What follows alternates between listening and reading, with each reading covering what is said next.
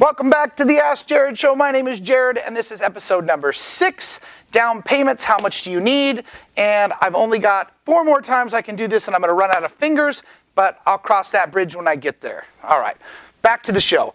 5 topics today. We are going to cover zero down, FHA, conventional, non-QM, and hard money or flip loans or whatever you want to call it, short-term loans. All right, the first one is zero down. 3 ways to get zero down. Be an eligible veteran. My favorite loan. This loan helps so many people into houses and is by far the easiest loan to work with.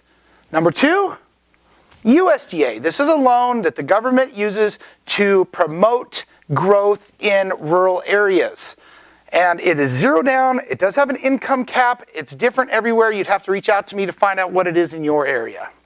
Or you can go on the USDA website and search the address there. Down payment assistance is the 3rd way to get a zero down loan. You borrow your down, your 3.5%, from a company that works with the state that you live in to promote home ownership. So if you borrow $300 and they need 3.5% down, that down would come in the form of a grant or a loan that needs to be paid back. All situations are different. There are literally hundreds and hundreds of down payment assistance programs. Again, reach out to me if you have questions about that. Next is the FHA 3.5%. FHA standard is 3.5% down, and that comes with mortgage insurance. Mortgage insurance insures the bank, not you, and it is expensive. So the more you put down, the less the mortgage insurance is. While with conventional, if you put 20% down, you don't have mortgage insurance. With FHA, you have it for the life of the loan. But the good news is, once you get to 20% equity, you can refinance and have no mortgage insurance. So now that we're talking about conventional loans is a 5% down program minimum. There are some 3.5% programs, but again, that's on availability, and you'd have to find out through your lender or give me a call or shoot me an email.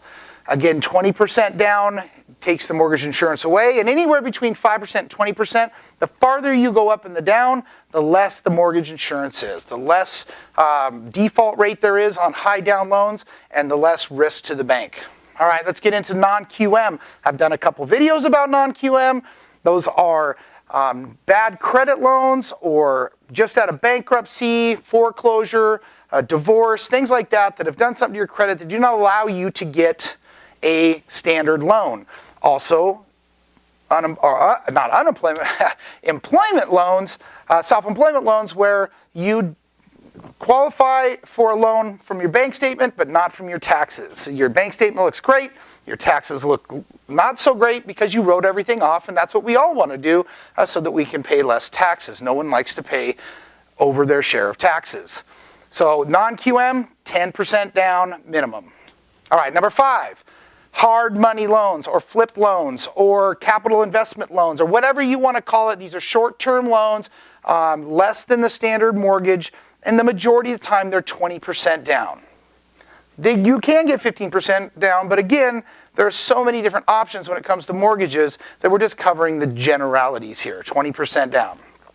Okay, that being said, every single one of these loans has closing costs that you are responsible for.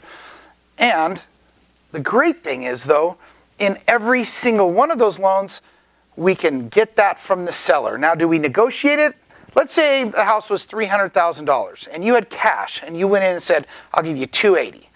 Most of the time, they'll come back with, if the house is new on the market, hey, how about we meet in the middle at $290,000? Or, some people just aren't going to come down at all.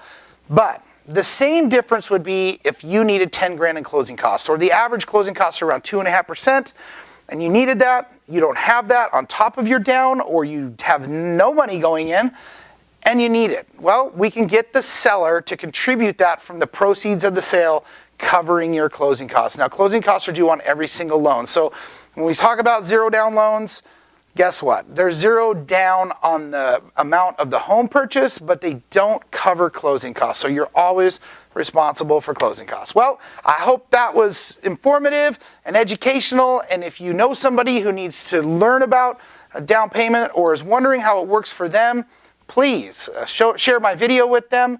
Please subscribe for more information like this. And I cannot wait until we are ready to release the next video, and we will see you next time.